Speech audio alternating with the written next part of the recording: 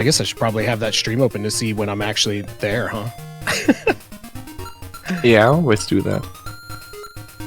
Yeah, if you want to let me know, that'd be cool.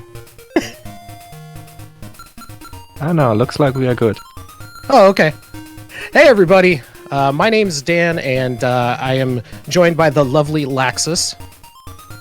And we're going to do some Link's Awakening here to end off this first day. I hope you guys are all ready. So the first thing we're going to do is we're going to go ahead and select our character. I'm going to do this one because it looks like a little Naruto run. That's why I like, because we're speed running, I guess. Oh, it's a smiley face for me. Oh, yeah. Or like Pac-Man, and the ghost had just gotten eaten and is trying to get away. Oh, yeah, that's also good. Yeah, I like that. All right, well, we'll explain it kind of as we go, so we'll get started right now in 3, 2, 1.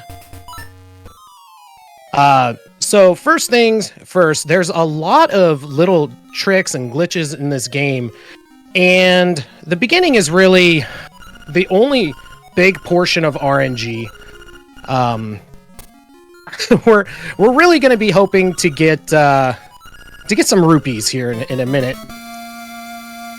Yeah, we need 10 rupees after we collect the sword, because, I mean, as the game normally begins, you get your shield and then you go to the beach to get your sword, otherwise you can't do anything.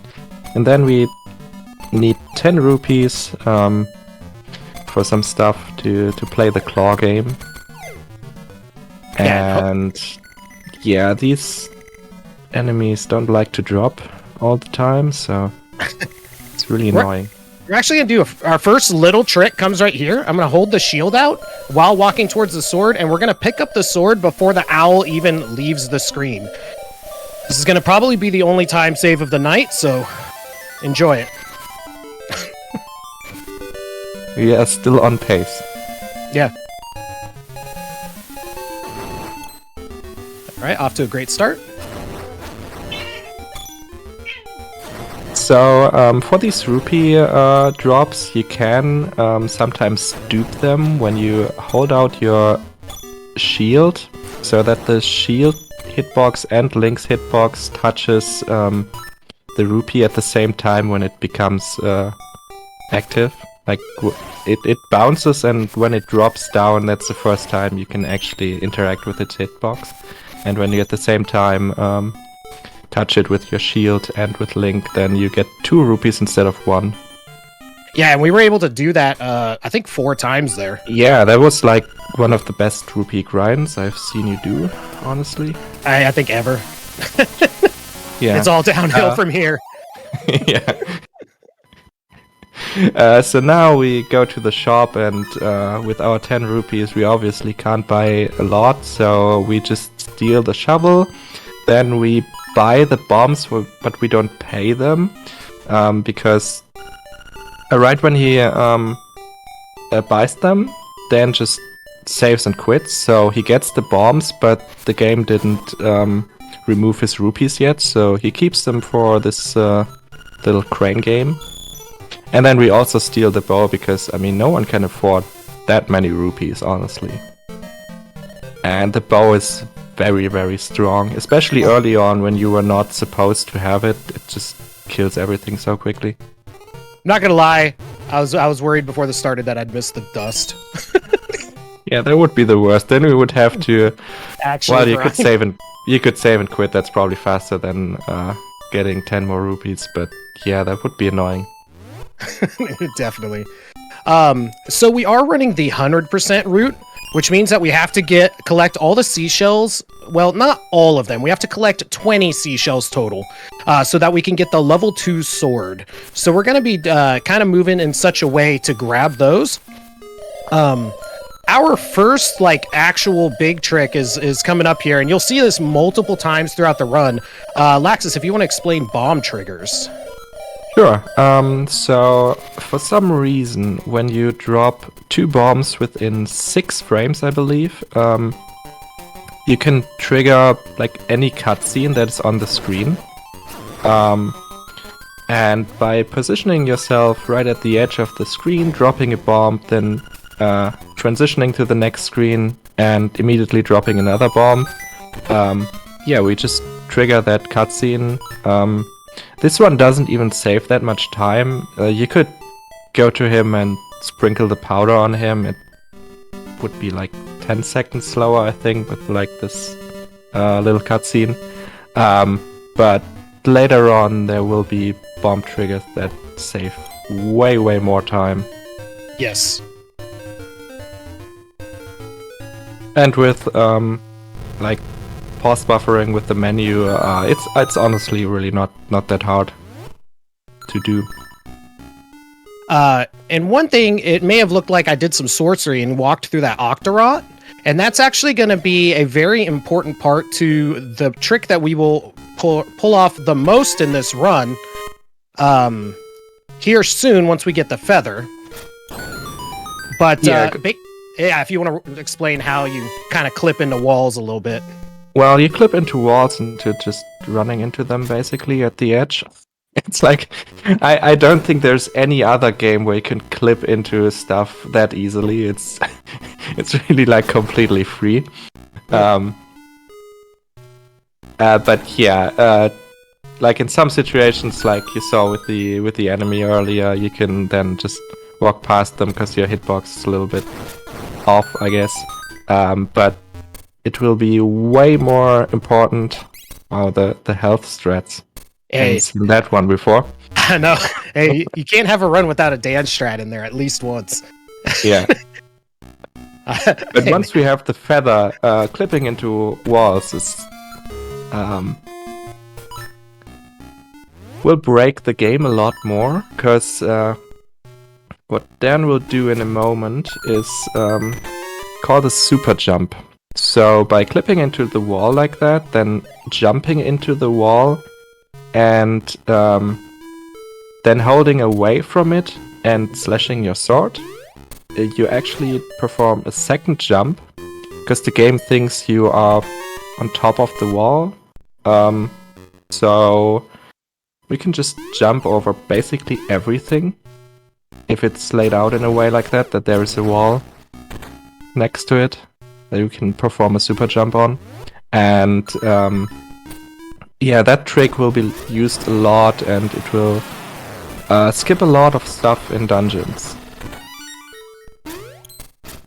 And now we just have Moldorm. Moldorm in this game is... Oh, I hate him. He's way more... Oh my god, that was such a good fight. That was amazing. He's, in my opinion, way more trolly than in Link to the Past. He only takes 4 hits, but he's like completely random, and just like in Link to the Past, he can push you into the pit, so you have to redo the whole fight. Yeah. And he deals a whole heart of damage, and you only have 3 when you get to him. So that fight can actually be pretty scary. Yeah, the Moldorm was actually the reason why I grabbed that heart earlier, just in case, because he does not play nice usually. Yeah, in a situation like that, I usually just grab the fairy from the mini boss. But yeah, that was an amazing fight.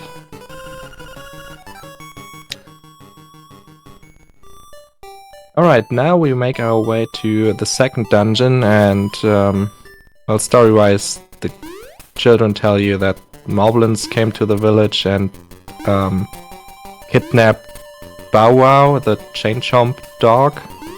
So we have to rescue him. But first, we jump into pits, because that's always fun. Because it's an impossible trick.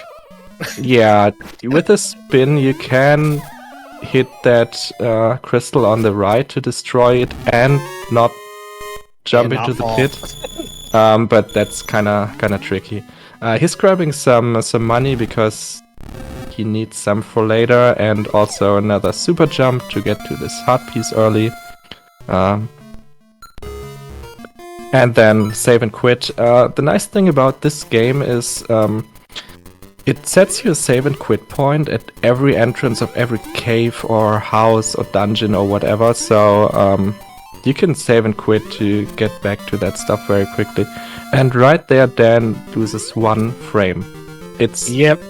I don't know, we will never get this frame back. But for some reason, even though he has to grab the piece of heart, because it's 100%, it is 1 frame faster if he jumps past the piece of heart there and grabs it later. Don't ask me why, but that's how it is, and Dan refuses to go for it. It's really disappointing. What it is so when you grab the item, you get 1 frame of movement before the text box. And so we could have saved a frame, and now we're just going to probably have to reset.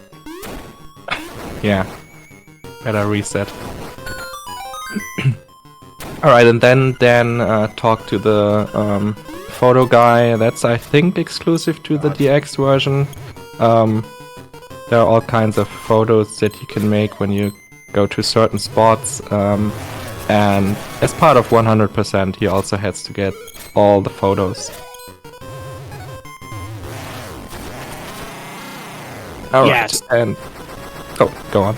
Yeah, I was just gonna say, yeah, so we're gonna take a lot of little detours just to grab photos.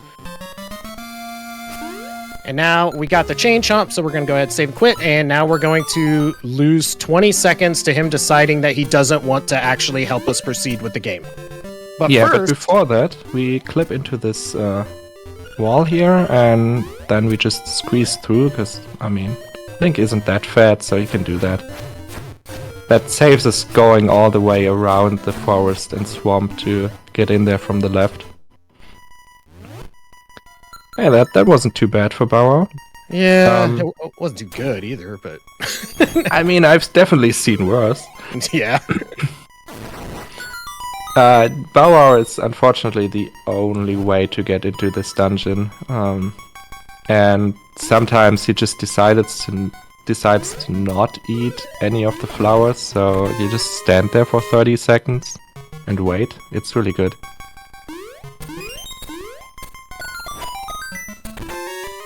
You'll notice we go into the save and quit menu every single time that we open a chest, and that is to skip the text of whatever the item is.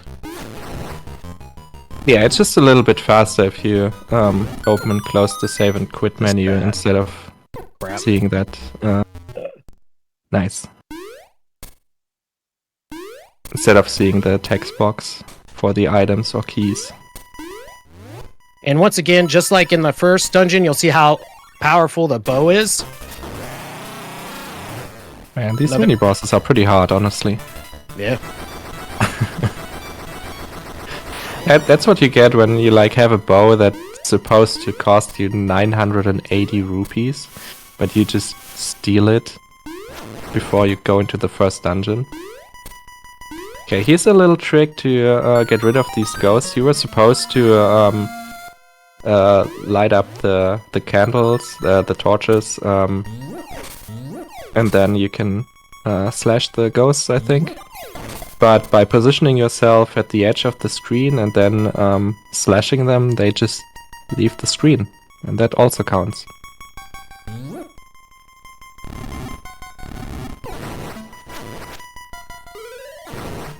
In that room you have to kill the enemies in a specific order to spawn that chest. That was very annoying always as a kid.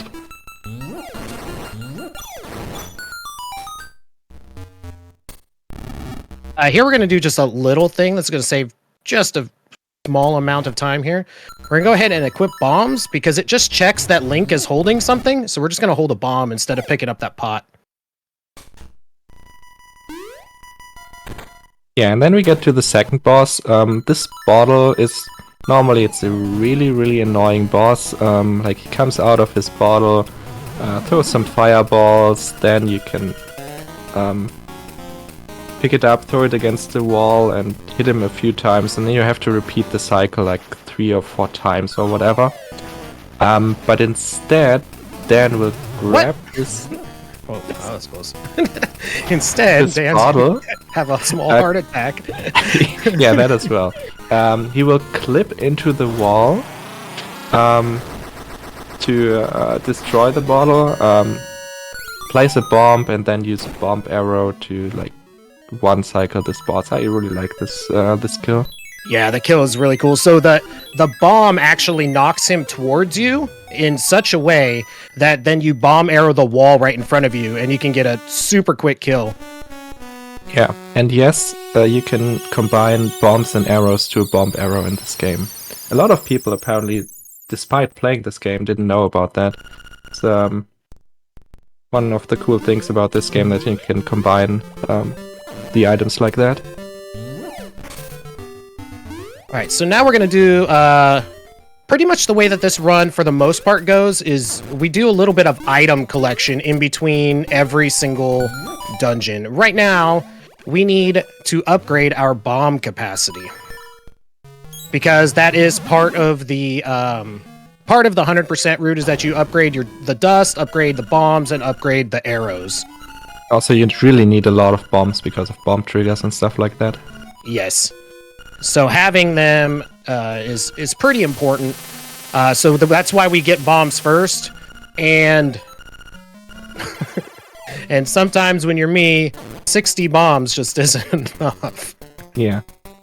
And since I just saw that in chat, for some reason they put a lot of Mario stuff and enemies, and like Marin and Tarin look like Mario and Peach and stuff like that into the game, and apparently they didn't even really ask for permission for that. They just did that because, I mean, that's how you created games back then. You just did the stuff and didn't care.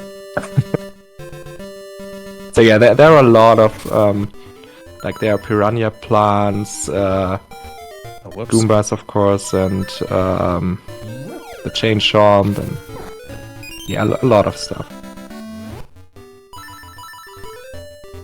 Alright, we're grabbing another seashell, because it's important that we have 5 seashells before we get to the seashell hut, because the seashell hut actually has it where when you have 5 and 10 seashells, it actually rewards you by having that amount exactly by giving you another seashell. Yeah, there are actually more seashells in the game that you need in case you don't get those. Yeah, there is, I believe, 26 total in the game, but you only need 20. Whoops. So we're coming in here just to set our save and quit location so that we can come back there in a second. Now, this is going to be the first of many of the pictures that we're going to need to get here. And we also got a pretty big skip coming up here.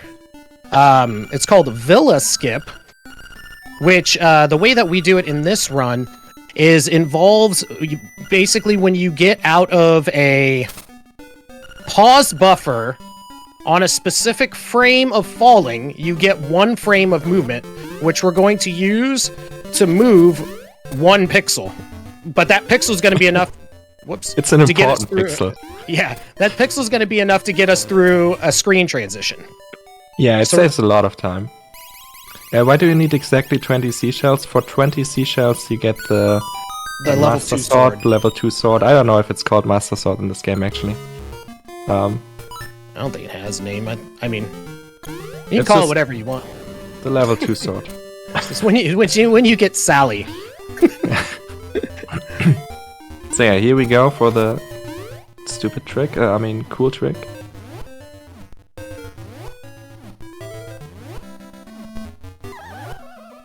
There we go. You just pause buffered that to make sure. You can do it without, but that's kind of crazy. Yeah. And yeah, that saves a lot of time. Normally, this, by the way, that was the key to Dungeon 3, even though it didn't look like it because of the glitch. Yes. So normally you are supposed to talk to that guy that was in the photo with us just a moment, and he tells Richard, you to collect. Yeah, Richard, that's his name. To collect like 4 golden leaves, or was it 6? I don't even remember. I want to say 5. Somewhere less than 10 amount of leaves. Yeah, a certain amount of golden leaves. And for that, you have to go to that castle that we were in front of but didn't enter. and get them there. And to enter that castle, you also would need to complete certain parts of the trading quest to get the bananas. Was it the bananas? To get the monkeys to create a bridge. But we don't have to do that because that would be slow. So we skip all of that and can just go straight to the key and then into the dungeon. You may have noticed, hey Dan, you just did some crazy stuff in some water. So that's actually called Jesus jumping. And the way that you perform it is on the last frame. So basically there's a frame where Link splashes in the water. If you pause buffer during that frame, you actually get one more frame of movement. So if you are up against the wall, whoa. If you are up against, okay. If you're up against the wall, or the screen transition, you can actually use it to then do your screen transition with that one frame. Then what you do when you get into that new screen is you go into the save and quit buffer, and if you hold the feather out of the save and quit, it'll let you jump because you get one frame of the of that movement as well.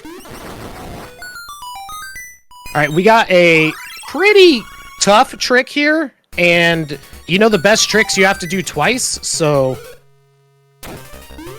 we're gonna go ahead You can actually soft lock on this one. That's a super jump, and in the air you use your spin slash to bonk off the dongo to the right, and if you don't time it correctly, then you will land perfectly inside the block and you can't get out and you have to save and quit. That would be pretty unfortunate. But first time, no problem. Yeah. Oh. First, second time, no problem. Yeah. Oh, it works out the second time. And also, you may have noticed that he killed a lot of enemies in this dungeon, and that was to get this piece of power that he currently has, which increases his sword damage. Oh man, I was way off. Because like when you kill 30 enemies, yes, you get a piece of power drop, and it counts from your last save and quit. That resets it. So we kill a certain amount of enemies just so we have the piece of power for this boss, basically. It's the only time we probably see it. So what he was trying there with the ladder was a quick fall when you just press down for a certain amount of frames. Forgot the exact amount. And now we have the third boss. Yeah, it's a really quick one with the piece of power. Basically, you slash him until you can divide the blob with your boots. And then you just slash both of the single blobs twice. And yeah, not much more to say.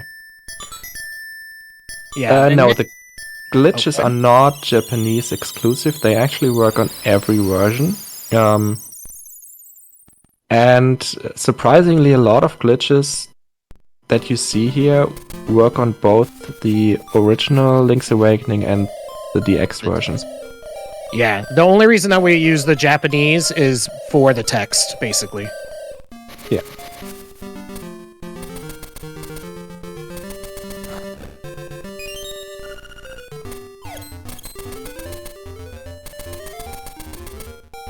Now we're going to do a little collection. So you saw us bomb arrow this cave before. We're going to come in here and actually collect it now. We're coming in here to collect a piece of heart. Yeah, it was just quicker to bomb earlier because you had to get the bombs and arrows out anyway.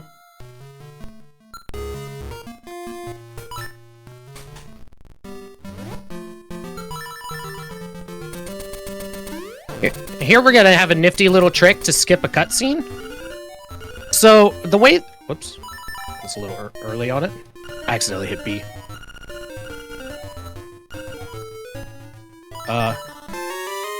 Okay, never mind on the skipping the cutscene part. I think it's the first time I've ever. That's a nice cutscene. Yeah, this is skipping it. This is skipping the skip. Yeah. Which results in getting the get. So Yeah. the way that the game works is actually since we beat Dungeon 3, and it's like there's no way that you could have gotten here without having done the trade quest. It just assumes that we did it, so it's like we had the stick, even though we never grabbed it.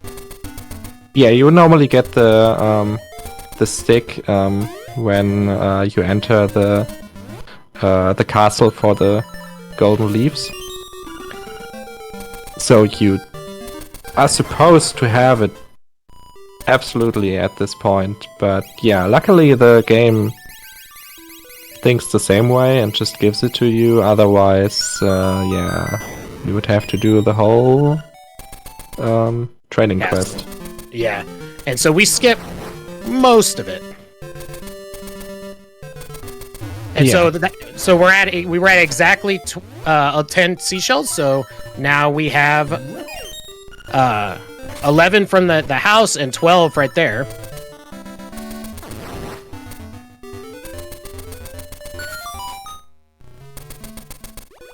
Run up into that wall a little bit so that shark doesn't touch us. Oh, I should maybe do that. Never do that. Yeah, you just clip in just on that top wall and you can run and then... Well, actually, no, I want to take the damage. Oh. Because you death abuse here. So. Yeah. Yeah. So I run the original Link's Awakening, which, like I said earlier, has a lot of the same glitches, but also some very different stuff. Forgot one thing. We're going to go ahead and fix that real quick. We have to give the honeycomb to this bear in here to trade for the pineapple.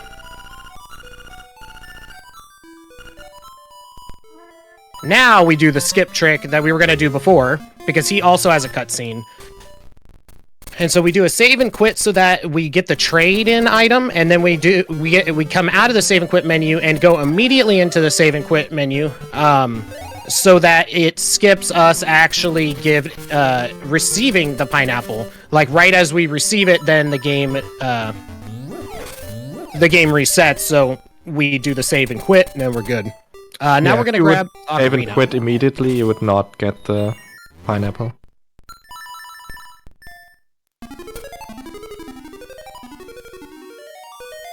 And getting the pineapple is important because that is the trigger to put Marin at the beach. That's actually a really weird trigger. Yeah. But yeah, normally in that room you would have to dash all the way around that room. It's a really annoying room. But yeah, super jumps help a lot with that. Yeah. And the ocarina is really important for certain songs later. Obviously, you have to get all 3 songs anyway for 100%. And so here we have to catch the lunker because we need to get the heart piece that he has.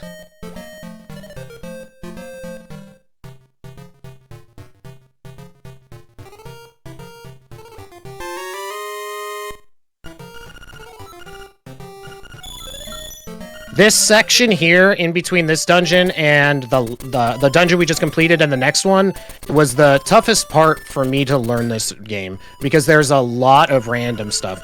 So now we're finally turning it back in Bow Wow so we can touch Bow Wow here and get another picture, which is on the DX version here. There are a total of 12 pictures, and we are about to get 5 of them before we get to the next, area. Yeah, and some of them are actually missable. Yes. Especially the next ones you will get. Yes. The next... Well, not this one. Not this one, but the next 3 pictures that I'll get are all missable. Because they all have Marin. on Yes. it.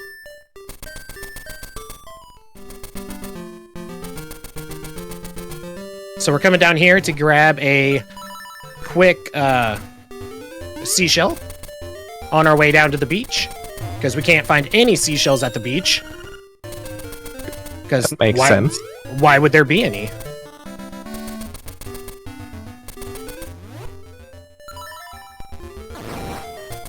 Cool thing about the boots is that if you start using the boots and then you equip the sword after, you'll automatically have the sword out even though you're at mid-run. And also you can switch directions, like during the charge of the boots, Yes. while still moving a bit. It's they are honestly, they feel way better than the ones in Link to the Past. Yeah, the only downside to the boots in this one is if you're moonwalking and then you start dashing in the direction you're not trying to go, which happens unless to me you a want lot. to do that. Well, yeah. Sometimes. I mean, moonwalking's cool, but... Yeah. So, now we're gonna get Marin. Because this is what you do on dates. Alright, we got Marin. You just hold her up over your head. It's normal. Yeah, so isn't that like why they call it, was it trophy wife? Like, you gotta hold it above your head like a trophy. So so this picture here is missable if you don't have Marin with you. And we're gonna move in such a way that we can just get out of there before having to wait for the mouse dude. It's a shame. That's actually a really good picture. Yeah.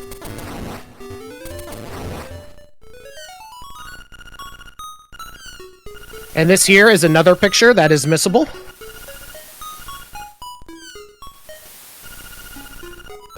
I really like this scene.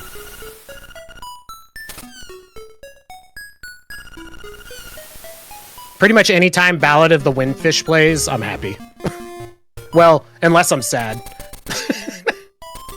But then it makes you happy again, right? Yeah, it does. Dog didn't want to get stabbed, so... Or dog wanted to get stabbed, so I had to stop my dash.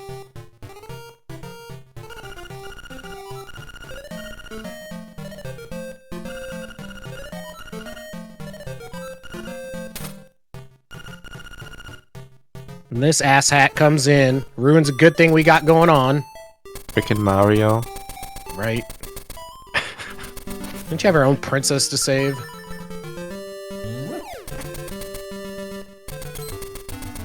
Especially great because we actually saved the princess later on the mount.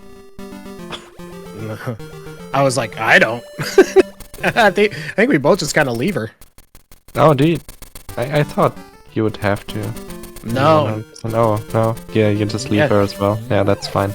We're going to set up another bomb trigger here by doing that. Yeah, So that we gets can them on the move- last pixel. Same with jumping to the edge of the screen. You can easily get to the last pixel before the screen transition. Makes it a lot easier to set up. And then another bomb trigger to trigger this cutscene where Marin sings.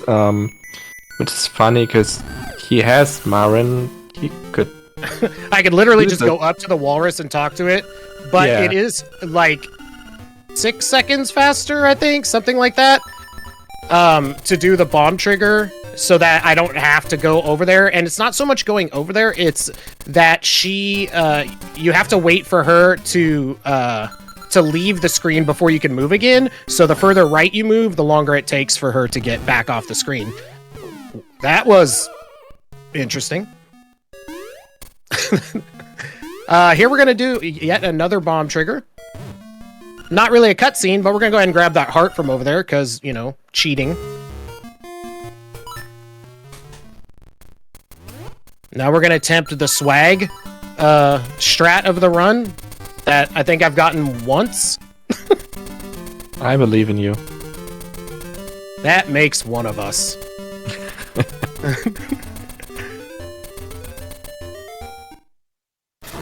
No! You can kill him before the text box pops up. You have It's to hit really him hard. with two arrows. It is really tight to actually do that. It saves like a second or so, but If that. it's just cool. It is very cool. Yeah, and that was just the key for Dungeon 4, where we will head next, now that we've done all this stuff here.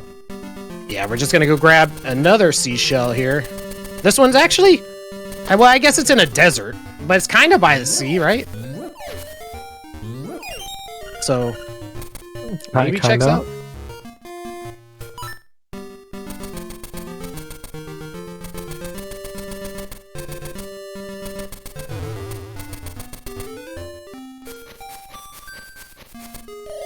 I like getting that one movement. I like when he, in between when he lands and when he's like going. Yeah.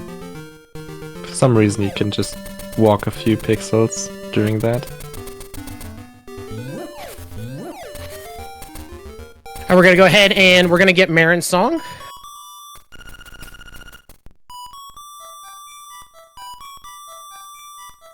And like the little description thing he said before I started the run, I personally believe this might be the best video game composition that has existed. And don't get me wrong, I love all video game music, but nothing hits the nostalgia and makes me feel all the feels, both happy and sad, like the Ballad of the Windfish.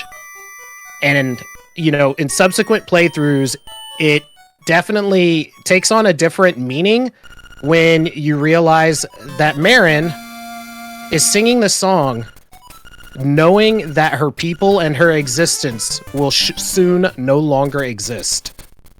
And, man. Oh no, is it? I feel it every time. Yeah, it's such an amazing song, and especially also very impressive for Game Boy. I mean, yes. So now we're headed up towards Dungeon 4. We still got a couple other things to collect before we get there.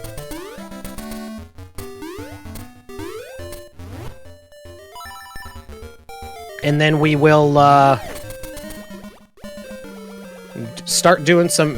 We have probably one of the cooler super jumps, I think, in the run in the next dungeon. I'd say it's probably my favorite. Yeah, it's a really good one. So we're going in there just to set our save and quit location, because we got to go and use the key first. So we're just going to kind of come down here. Move over here. And turn in this key.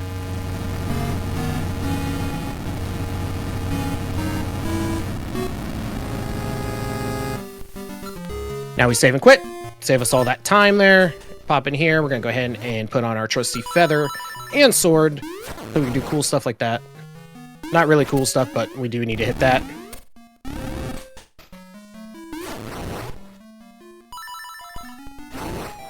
And it's funny, Laxus and I actually do things a little different.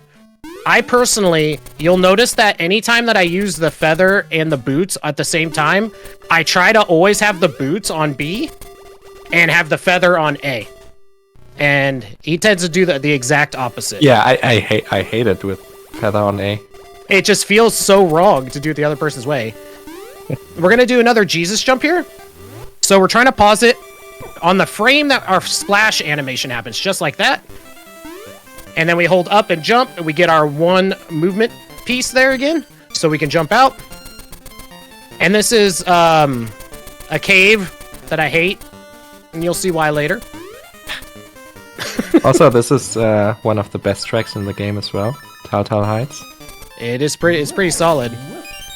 Grab this seashell, and then we're gonna come down here, and we gotta kill this thing, and if it drops a rupee, we gotta make sure we grab it, because the guy here will not appear to take our picture unless we grab that rupee. If that rupee sits there, he will not appear.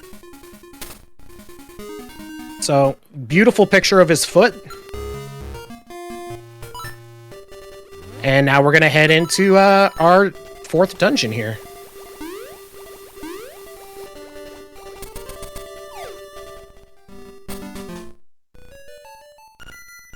Up until this dungeon, at the beginning of every single dungeon, we did our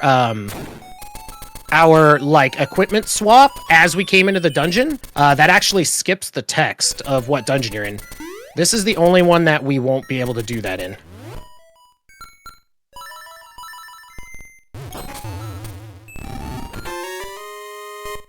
And we're going to do a little manipulation here of our inventory before things get bad. Because, in this run, if you've ever played Link's Awakening, the ocarina is the absolute bane of your menuing. There's another Jesus jump. Yep. And so we hold the feather as we get through to our save and quit menu there. Also, menuing in this game is actually really hard because none of the items have like a set spot.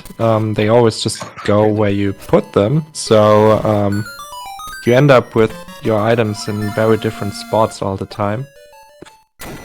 Alright, we are about to do the coolest super jump in the run.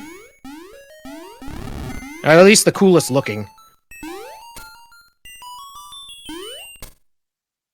Yeah, this is a really good one. So he does a super jump off the left wall here, and then bounces off the enemy there to get over here and grab the big key. And now we're going to leave this dungeon by doing yet another not intended thing.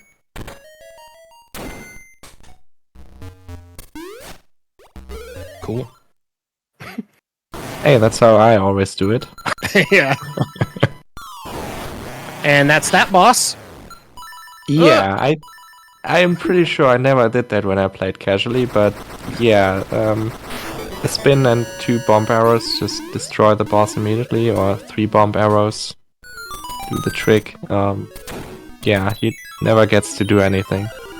Yeah. He didn't even give the text of like glub glub glub. I'm gonna, I don't know, something in a tub. And he just dies before he even gets to say anything.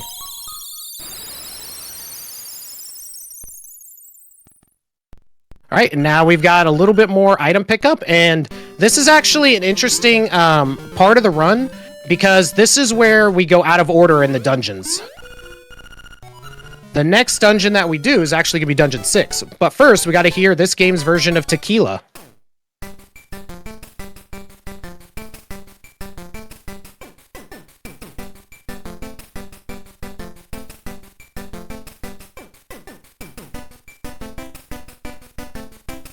Get ready with your tequilas. Tequila! And now we're going to go ahead and leave here. I mean, who wouldn't want to drink with some fish? Sounds dope as hell. Yeah, absolutely. So we're going to grab another heart piece here.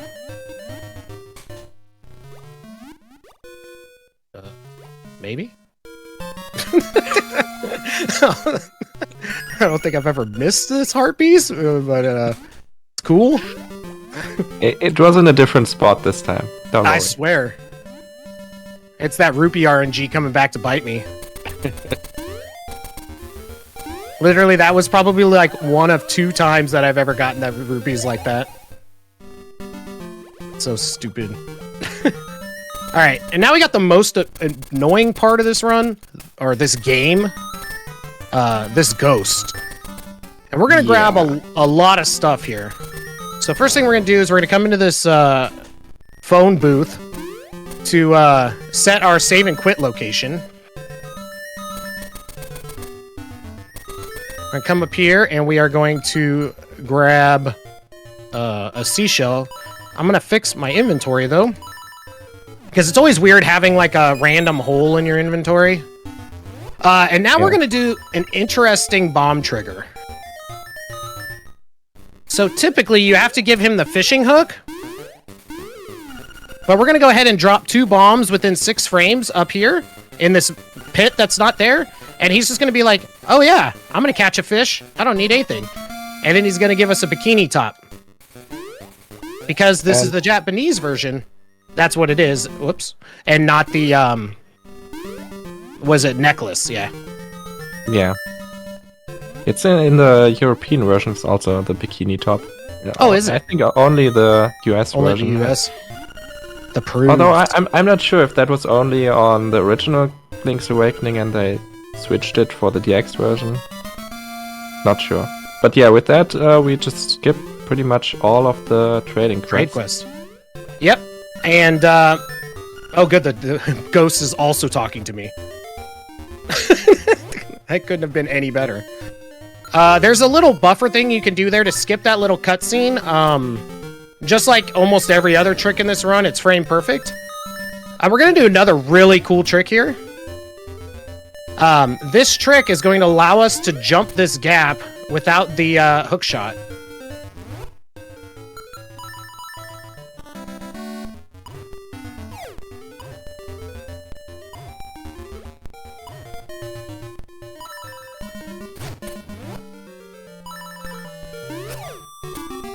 Nice.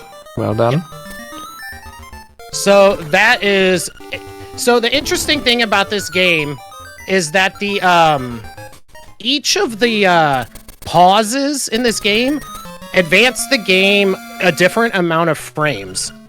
So in that case, what we were doing is advancing it 5 map screens worth of time so that we can use the, could use the sword and shield on the same frame to get the deflection off of that fireball to land in just the right spot so we can super jump over and make the jump. Yeah, it's a pretty crazy trick. So for buffering, like you can buffer with bringing up the menu. I think the menu is 1 frame. The map is like is 4 frames, and you can also buffer with the save and quit menu, which is I think like 7 or something. Yeah, I don't know the exact frames. I just know that pause buffer's 1 and map is 4. Yeah, I don't know. I think the save and quit is more than that, but yeah. I don't remember how much exactly. But yeah, depending on what you want to buffer and for how long you need to buffer, you can use different methods there. And a trick that we'll be doing later, you'll get to see some serious buffering. Some serious buffering, yeah. You're gonna see some buffering like you just downloaded NetZero and was getting on the internet for the first time in the late 90s. It's Dan's favorite trick. Yeah. It's my favorite trick that every time you fail is somewhere between 25 and 30 seconds time loss. So yeah, so nothing can go wrong. We're gonna do it first try. Yeah. So now we have to deal with this ghost first. The ghost spawns when you beat the first 4 dungeons. If this wasn't a 100% run, you could skip that by not finishing Dungeon 2 until the very end. But in 100% you have to deal with the ghost to get 1 photo, I think. Yes. Yeah, that's, I think, all you get out of it. Yes. Another interesting thing with the ghost is that he only appears if you're on the bottom half of the map as well. Yeah. So if you complete the dungeons and you are on the top part of the map, he will actually not appear until you get to the bottom part. Yeah, and you can't enter any dungeon until you did the ghost side quest, so you have to do it now. So we just traded the shovel for the boomerang, and the boomerang is pretty busted. Not quite as busted as the bow, but in some cases more busted, which you will definitely see at the end of this run. Yeah. But we're gonna use the boomerang quite a bit.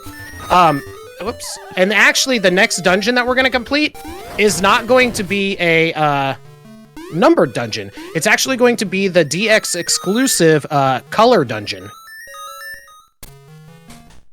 I think that one is also in the Switch remake, right? I don't know. Oh man, it's been a while since I played that. I know the photos are not in the remake, but I think the color dungeon is. So here we are upgrading our arrow capacity because we are going to need a decent amount of arrows. So the question he always asks is if you want to upgrade dust. So we want to say hell no, because that's the only thing I can assume that it's saying with that many characters. And then we say yes on the second one every time. And now we're playing Mambo number 2, so that we can head up towards the top of the map and get rid of this ghost finally. I'm glad you didn't soft lock. Yes. You can actually soft lock if you play the song on the first frame, I think, after getting control. Yeah, if you play the song on the first frame after upgrading your dust, the game will soft lock. But luckily, Dan is never that fast anyway. Nope, not even close. I don't even know if I wonder if it's because maybe you could buffer it. Oh yeah, you can probably buffer it. Yeah. It's kind of weird. You can buffer certain items, but other items you can't buffer. I don't know. And so, because Link is just a weird-ass individual, he's going to go ahead and get his picture taken on somebody's grave. I don't know what that's about, but super cool. And both him and the ghosts are smiling. They like it.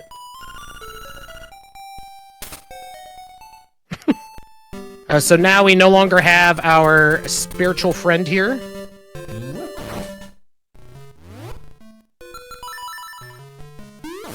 Gonna do a nifty little trick here to grab that heart piece. Yeah, the boomerang in this game is really good. Like in most Zelda games, it's like, I don't know, kind of boring. It can stun enemies and that's it. In this game, it just destroys everything and grabs heart pieces and... It's just all around real good. Yeah, yeah. Alright, this is the color dungeon now. You have to move the graves in a certain order to open it. And this dungeon is very much focused, obviously, on color and on like some puzzles around it. We gotta grab a lot of money because we're gonna need 300 rupees at the end of this dungeon to purchase a song. So we're gonna grab a ton of cash there, and we'll be grabbing that cash again. No.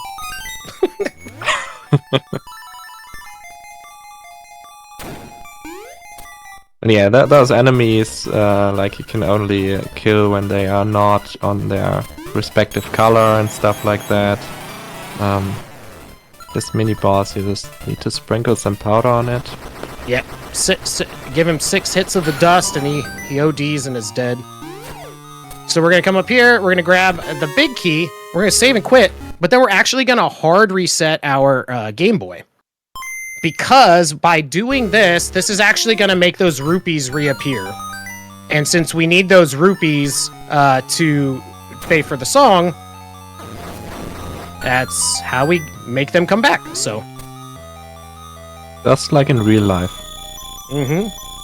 So remember, if you just put money aside somewhere and then, hard reset, after you spend it, it'll be back.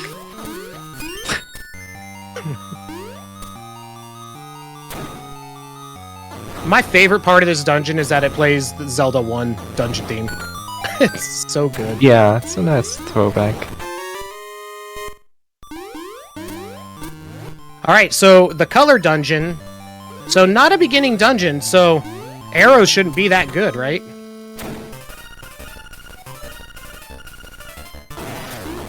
Okay, that mini boss is dead. I don't even remember what he does. He stuns you when he lands, and then a bunch of rocks fall. Makes sense. Ugh! The RNG on that guy is insane. Because if you get hit by a bomb, you go flying. Oh, this is the pattern. You piece of crap.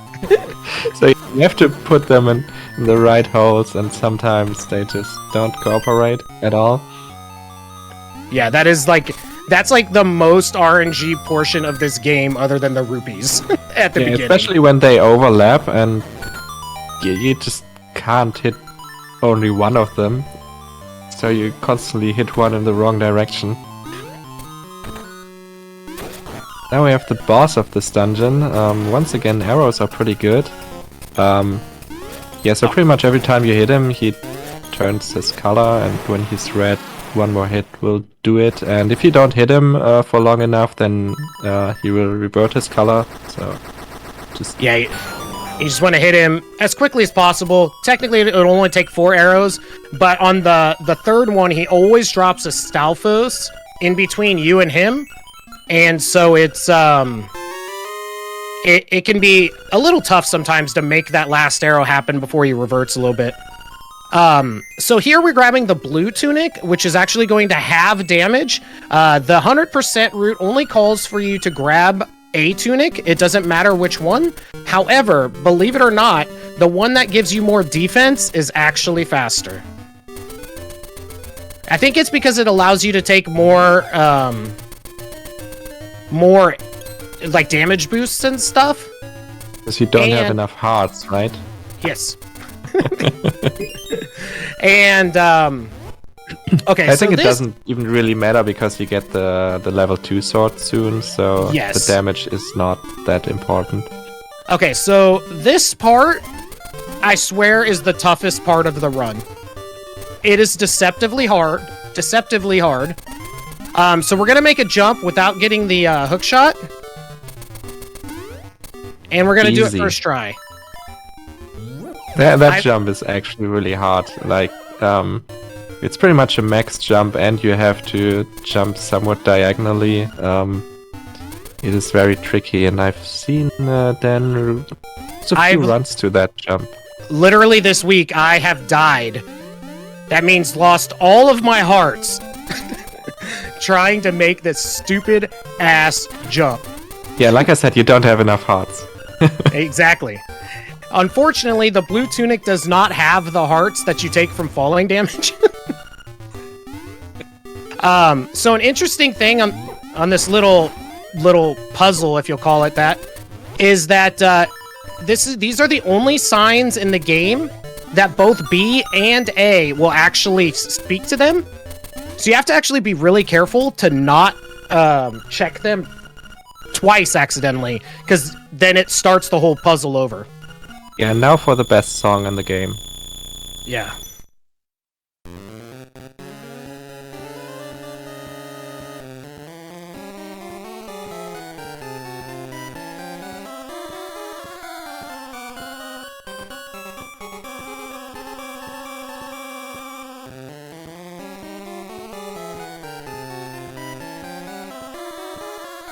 Oh, seizure warning, I guess?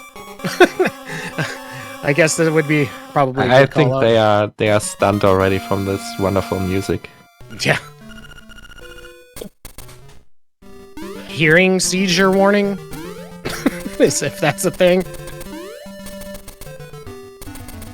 Okay, so now that we got the worst part of the run out of the way, I actually hate that more than Rooster Skip, which is... I was just about to say, now trick. the real worst part of the run comes up. Yeah. Wait, we still got a little bit of time for that. So now we're going to take a little dip.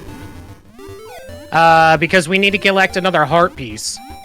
Then, we will finally start meandering our way towards our next dungeon, which is actually going to be Dungeon 6, not Dungeon 5.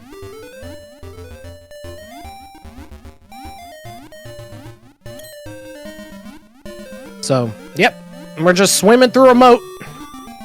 It's really exciting. Yeah, if anybody could figure out how to get down to here and grab this heart piece without doing this, world record would be free. Absolutely free.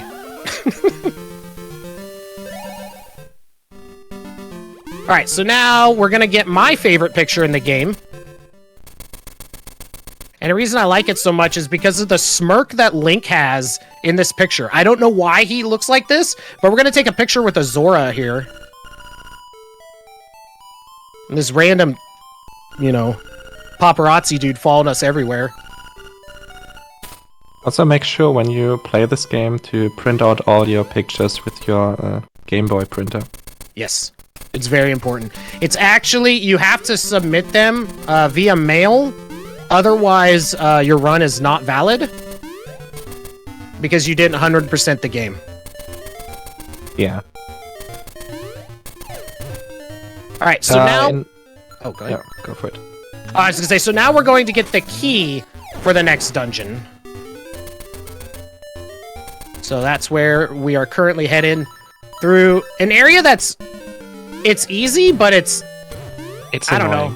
It's annoying. So annoying. So instead of waking these up when they are in your way, you can bump them away with your shield. So you don't have to actually deal with them too much, but yeah, it's still an annoying little area. That right there is actually the last seashell that we will collect. So, we are on our way. Oh, what am I doing? I was wondering the same. Why are you pushing him to the right? That was the before I learned the strat. Oh, okay. Oh, wait, what? Oh, powder fight, interesting. Didn't know that shit. Yeah, this boss is actually, I think, meant to be killed with the bow, because like all these statues, they drop arrows, so seems like a good hint for that. Also, if you go up there after grabbing the key, you get to see all the story about how we will kill the whole island when we are done with this. Yes. And we're doing our wraparound trick again because we can clip into the top of these little Armos Knights and avoid waking them up. Yeah. And noting, I mean, I do 6 before 5 as well, but I mean, I also do 7 and 8 before 6 and 5, because my run has some other glitches. It's a shame that you don't have magic rod glitches in this run. Yeah. That mini boss dude is a hell of a lot less hits, right, with the fire rod? Yeah, I think it's a few less. You also don't have to worry about your arrows. Although, I mean, you have enough arrows, I guess. Yeah, arrows really aren't the questionable item. Once you kill the fish, arrows aren't that big of a deal. Bombs, on the other hand, though, because of all the bomb triggers that you do, and later I'll do some that won't be buffered, so it just means my mash has to be good enough to get them off in time. Yeah, somehow Dan manages to have like 50 bombs and still run out of bombs. Yeah.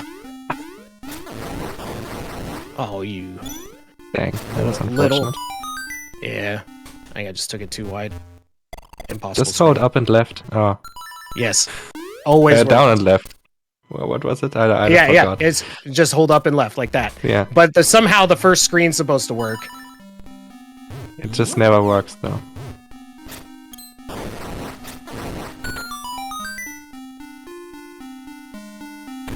Okay, so we grabbed the second power bracelet, and now we are going to the opposite side here. And we have another really cool super jump coming up. Yes. 2 of them, and one of them you can soft lock on too, so... That's extra cool, yeah. Yeah. Anytime that you could ruin it, a soft locking.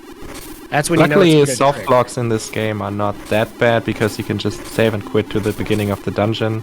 Obviously, it is slow, but it's not a huge deal.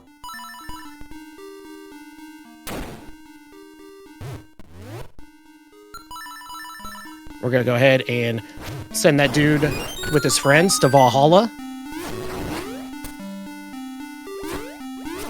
Okay, we're gonna do a super jump, but we're gonna do a really late one here.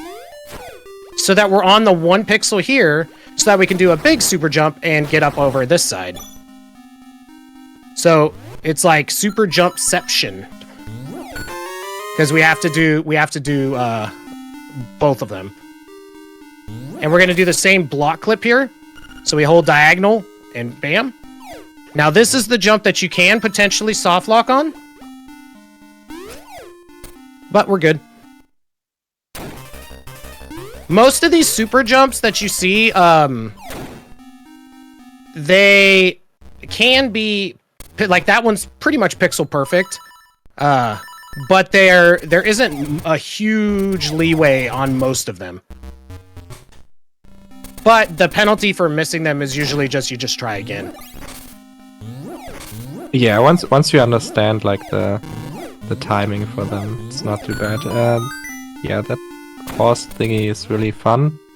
I don't know why they thought that was a good idea. You just have to throw them until both of them stand up. Yeah. There's it's another just pure RNG, I think, unless there is some kind of manip that you just can do. I don't know. Another little block clip. And now we're gonna fight this boss. And he's actually able to be hit prior to even starting the fight. Yeah, this is a weird boss in general. You can just drop bombs on his face, and like he really doesn't do much. Like he has these tiles, and I think once all these tiles are gone, he just spawns some random pits in the ground. But obviously we never get that far. Yeah, doesn't he like destroy the floor or something too? Like the outer or something? Yeah, possibly. I don't know. I don't know. I skipped the boss. I don't know. I mean, I basically skipped the boss. No, Dave, I don't think there are any like save file damages possible or anything. You just get stuck somewhere in the wall, and then you save and quit and go back to the beginning of the dungeon. There is, however, in different categories with screen wraps, where you can screen wrap into a different room, and when you come out, you can come out on the mermaid statue. And if you don't have the sea or the mermaid scale, then that will essentially corrupt your file, because you'll be saved and quit at that mermaid statue. You can't go back down the steps because the mermaid statue's in the way, and so your file nothing can be done with it. Oh yeah, I guess, yeah, but like in this run, it's not screen walks are not allowed anyway. Yeah. Now we get the level 2 sword, because we collected all 20 seashells. I say all 20, but like we said earlier, there are more than 20. Yeah. But we can't collect anymore because we have it now, so... Yeah. I think you can collect more than 20 if you didn't get the sword yet. Yeah. Alright, now for Dungeon 5. And we're gonna do... The first thing we're gonna do is a pretty big trick that's sub-pixel dependent. So I may not get it first try or 20th. So but if he fails, it's definitely the sub-pixels. Yes, 100%. But yeah, this is a very big trick. So normally in this dungeon, you have to go around and fight a mini-boss 4 times in 4 different rooms. And when you defeat him the 4th time, he gives you the hook shot. What Dan is doing now is he goes straight to the 4th room that is here to the left, where he normally wouldn't spawn now. And there's a key that drops in this room. So Dan will position himself, grab the key with his boomerang in a way that perfect. That he grabs the key and instantly screen transitions. So the game thinks, well, he's in this room and he just got an item, so it has to be the hook shot. because that's what you get in that room. And then you just get the key normally again. Yep. And now it's basically we're just going to work our way to the big key and then work our way to the boss. We have everything we need. Yeah, that saves so much of the dungeon. Yes. Like normally this would be the first room where you fight him. Show with the one stone in the corner. Then you have to find the second room. Fight him there again. The fight is always the same. Then to the third room and then all the way back to the fourth room where we were earlier. And what we did right there actually was another little trick. If you overkill the boss, he drops the key. So that's what we were attempting to do here, was to overkill him by using 4 bomb arrows.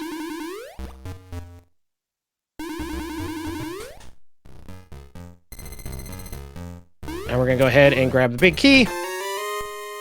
Save and quit back to the beginning of the dungeon.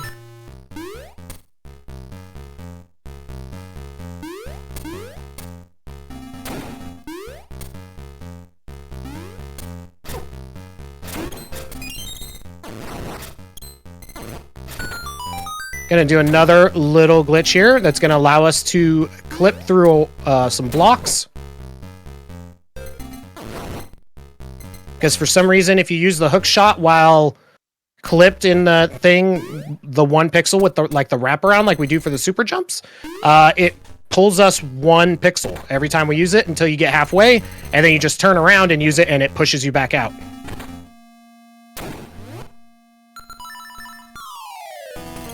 Yeah, this game is just so broken. There are so many glitches that are not even allowed in this.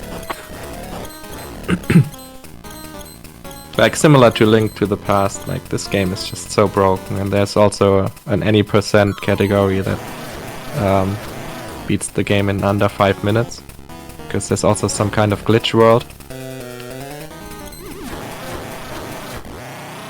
Pretty good RNG there. Yeah, this boss, it's pretty fast because of the level 2 sword, so you don't have that many cycles.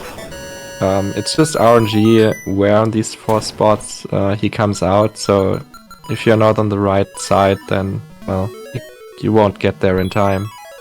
Yeah, and so you just kind of hope he's on the left or the right when you are. And it feels real awful when it goes like 5 cycles and he's always on the opposite side, because there's nothing you can do. You just got to wait it out until it lines up. Okay. Now, for Dan's favorite trick. Yes. So we are now going to do the elusive rooster skip. Yes, so normally, like our next dungeon is dungeon 7, so to get the dungeon 7 key, we would normally have to revive the rooster, then go up to the mountain with the rooster, to fly him over a big pit to get the key. But instead, Dan will do some frame perfect shenanigans. Yes. So basically he will jump into the pit, use his hook shot, then pause buffer until he gets to the right frame so he can do a frame perfect jump, similar to what we saw earlier. And because the pit is so big, he has to do the whole thing a second time, so he has to, when he lands, use his hook shot again, and do another pause buffer to frame perfect jump to make it all the way over. Also, there's another... What is going on? So this is another bomb trigger. This one's kind of finicky sometimes. There we go. So we're just grabbing that heart. Try. Yes. First, 4th try. Couldn't... And so this is where it's really important for me personally to have boots on B, because boots start with the letter B. But feather doesn't start with A. But it has an A in it. Oh, yeah, now it all makes sense. Yeah, see? And yeah, You here don't we come up see to this fun trick. Okay. And the best part is when you fail it. I like that you wanted to dash past the cave, like you didn't want to do it. Yeah, I was hoping. If you fail it and fall down, you fall out of this cave and lose like 20 seconds.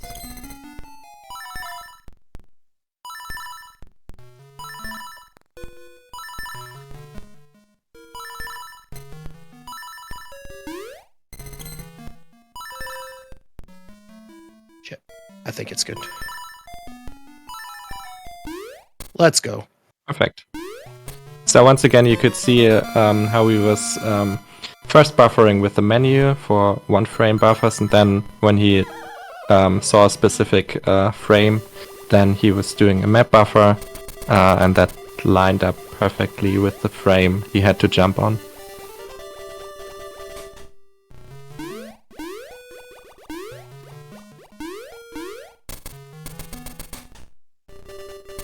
Yeah, and so for the most part, I can unclench my butthole, so...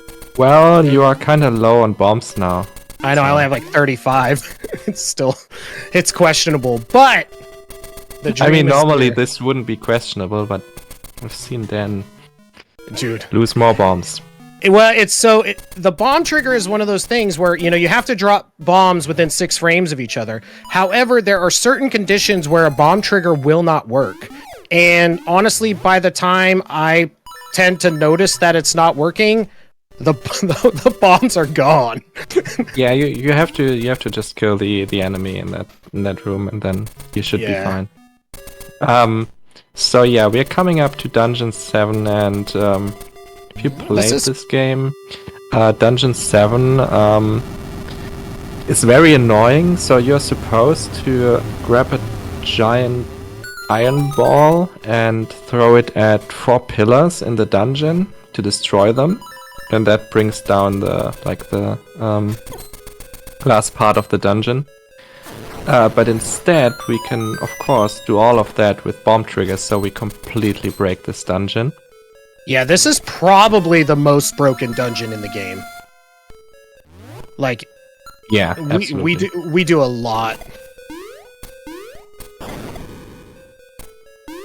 So we don't grab this, we don't need it. Instead,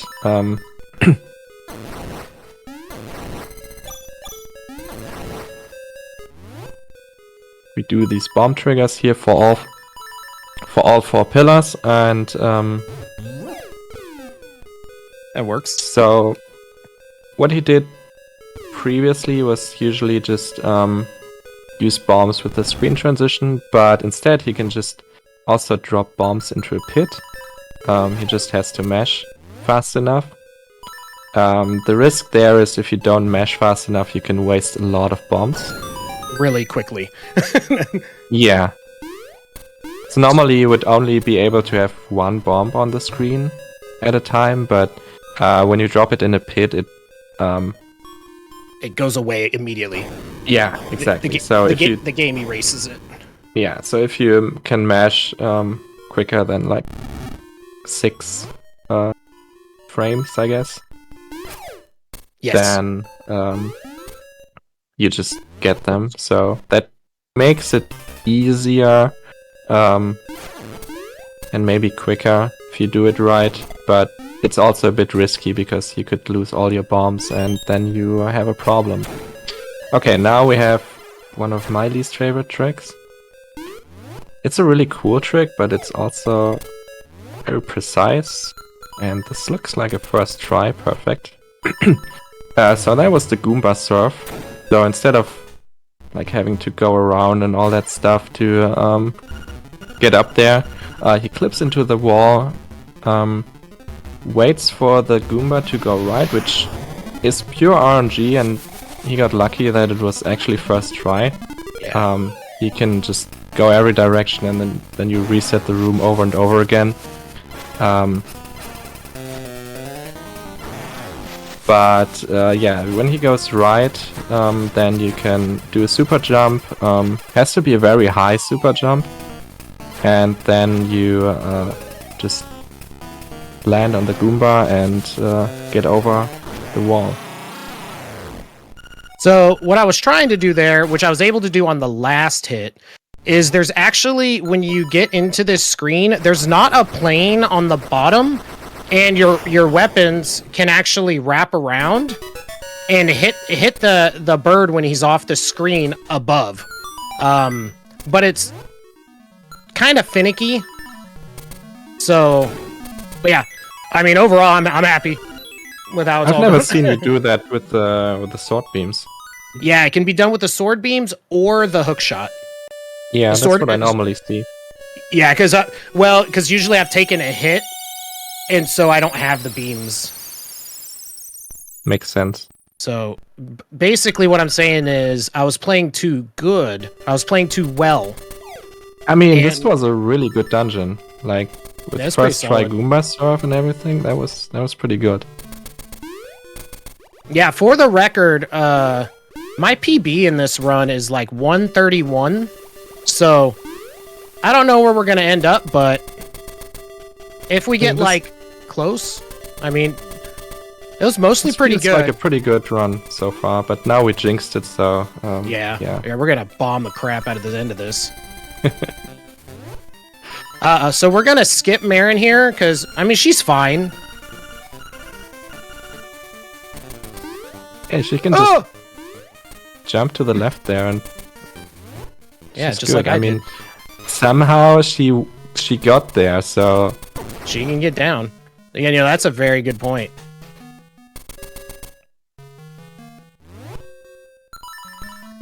oh man, would it be nice to just use the hookshot for that pit? Yes. Yeah.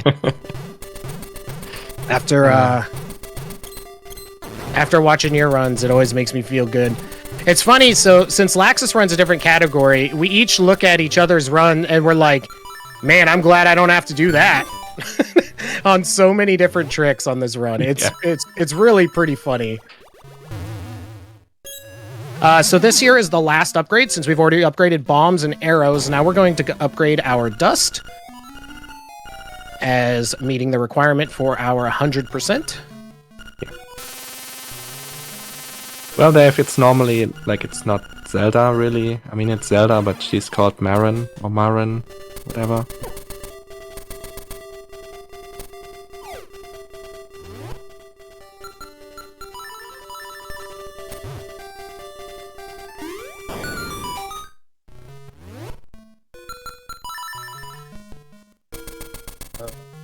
Hold up.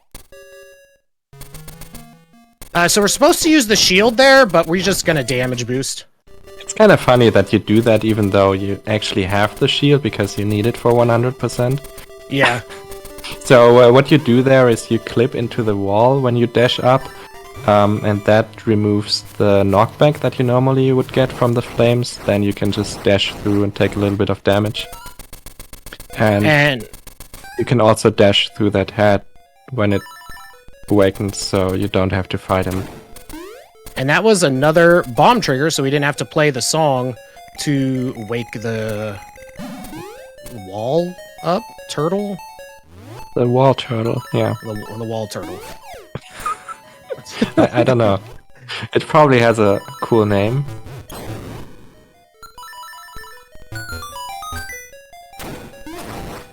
Alright, so this is a really cool trick. First he uses a super jump to get up to the top there.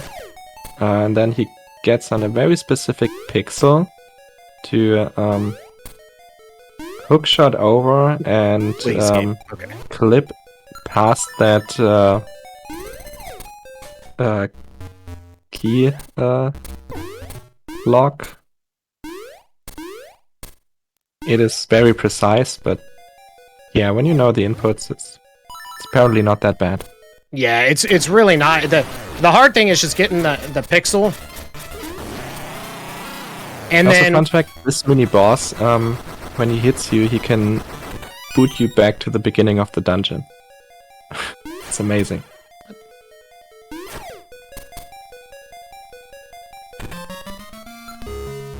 So we're gonna grab the fire rod, and then we're gonna go grab the last heart piece.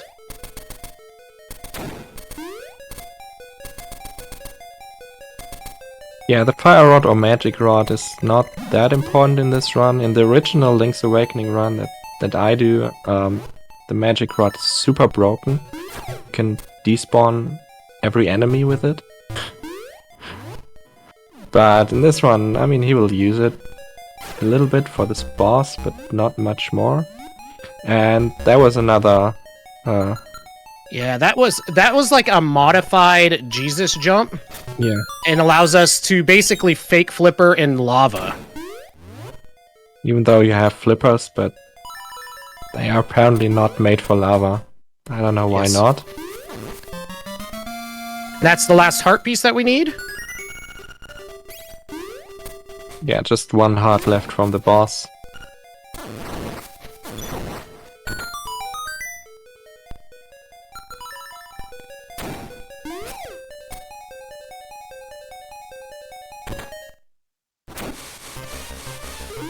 Oh my god.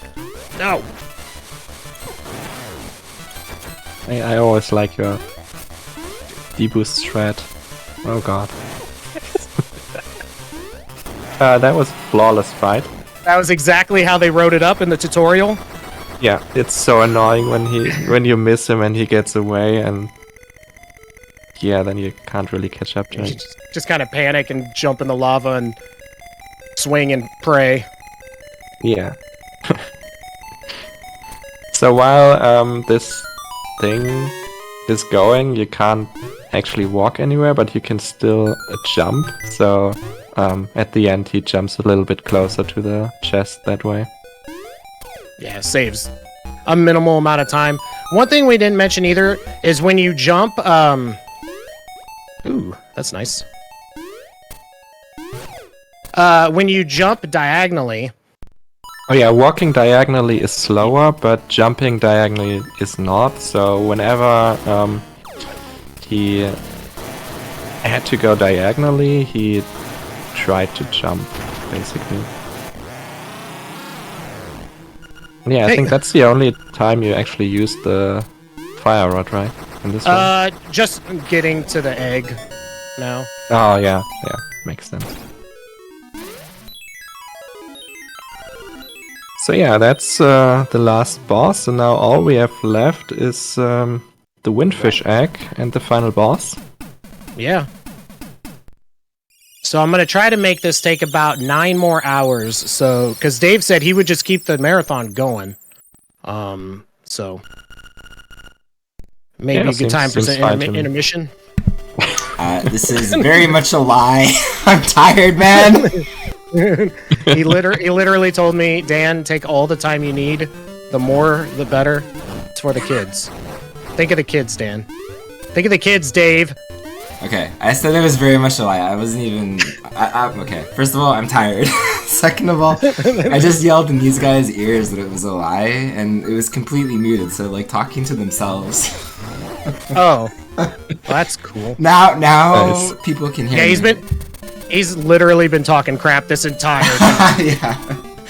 Absolutely, yeah. An hour and 27 minutes of just shit talking. Is literally the entire time. No. Yeah. Finish it up, Dan. You're in PB range, I think, right? He actually is, I think. So no pressure. Okay. Yeah. Let's do it. But I'll let you guys do your thing again and go die. One last bomb trigger.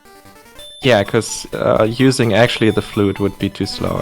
It's kind of funny how in this run, like you get the ocarina and you get all the songs, and then you never use them because you always use bomb triggers instead. Yeah, there is one other spot that you would use song 3, but I did not learn that strat. It's very, very difficult on the last boss actually. So. Oh yeah, but we don't do that. Yeah. So entering into the egg, that is actually a maze, and normally you are supposed to read a book in the library in the village, and that tells you the path to the egg. But fortunately, if you don't read it at all, the path does not get randomized. so it's always the same for us. So we just have to left, left, up, right, right, up, left, up.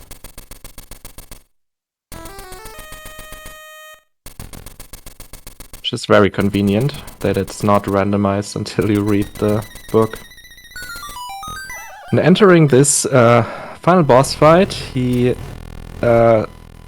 mashes bombs to do a text box skip, which he got. That saves a few seconds. And then for the first phase, he just uses powder. That's a quick kill that involves very precise movement, so you hit the blob on the first frame when it lands. But yeah, powder does it as well. Now we have like the basically Aghanim phase. And just like in Link to the Past, he's kind of a troll. First two are always the right balls. After that it's random, he takes 4 hits in total. There's a wrong one. There is a manip for that, but that is very precise and subpixels and stuff. So we just hope for the best. Yeah. Okay, that's not too bad. Yeah, Just one miss.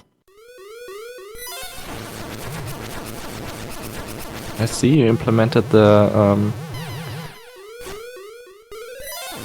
Yeah, actually got it for once. yeah. So the previous phase he just stun locked by attacking quick enough. And yeah, those phases go really quick because he also has the level 2 sword, so he deals like double damage. And this is already the last phase, and what he's doing is he's just waiting in the corner for it to open its eye. Normally you have to use arrows, but for some reason the boomerang, as we said, is really strong and just one-shots the final phase. This might be a PB. This is a PB, I think, yeah. Yeah, I Small think it's... one. Yeah, maybe. And time is coming up. And time. Hey! That's a PB, right? I think so. I'd have to open up my live split all the way, which might mess up the thingy. I want to say my PB was like 131 and like 20-something seconds. Yeah, I just knew it was some kind of 131. Yeah. Yeah, I'll take Yeah, it. that felt like a pretty solid run. Like, got all the major tricks like pretty quickly, first try usually. It was pretty nice. Yeah, I think there was only a couple little spots that were a little iffy. So now that we have awoken the windfish, we're gonna go ahead and make all of our friends and loved ones disappear and wake up in the middle of the ocean, you know, all happy Just because be we're happy. about to die. Probably gonna die of scurvy before we get anywhere with land.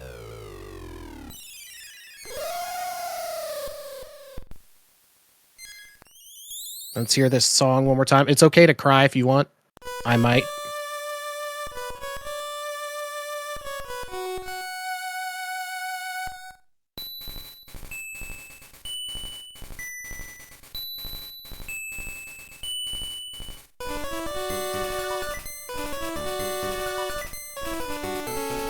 Bye, Mario. Bye, Mario. And Bye, Zelda. Doggo. I mean, Peach. Yeah. I still think it would be cooler if the island disappeared, then the egg fell and exploded on the water, causing the fish to come out.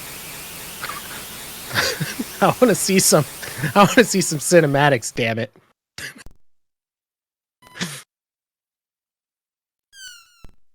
And it was all just a dream. Yes. Because all good stories aren't real. And Link just grasping onto this log, which is going to somehow turn into like 3 here in a second. Yeah, it suddenly turns into like a full raft. It's amazing.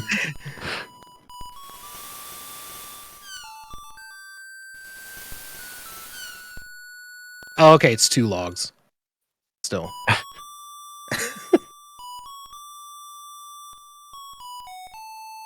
Yeah, the cutscenes are really good for like Game Boy or Game Boy Boy. Color. Yeah. It's really good.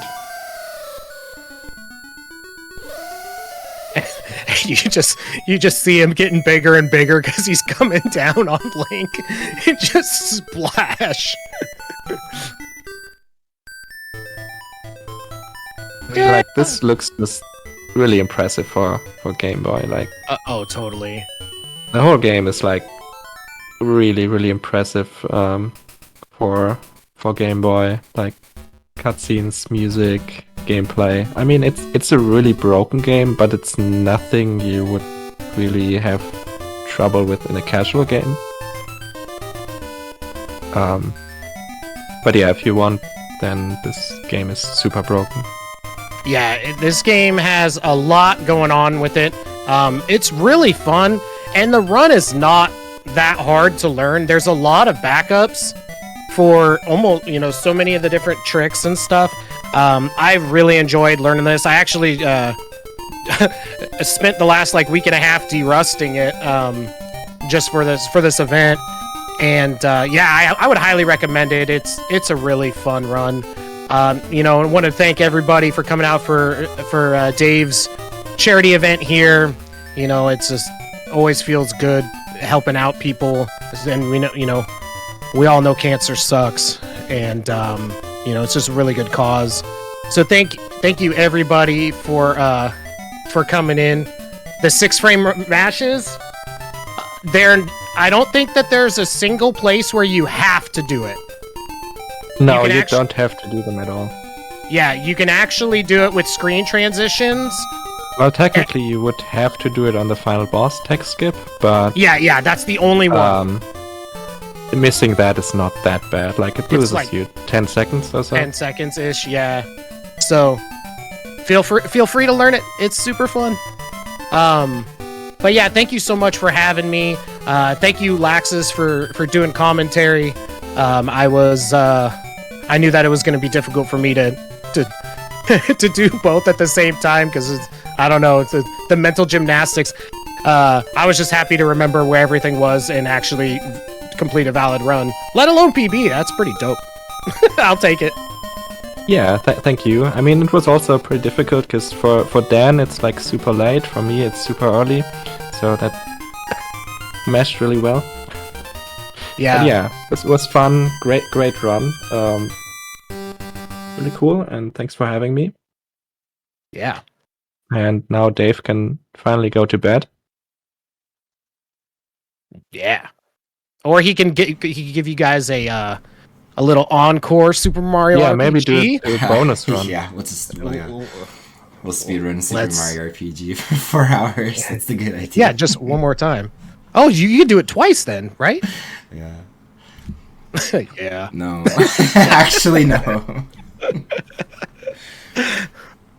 Okay, well, thank you very much, you guys. I'll say goodbye to you here, and then I'll switch off to a different scene because everybody can hear me now. But I'll say a quick goodbye to everybody watching.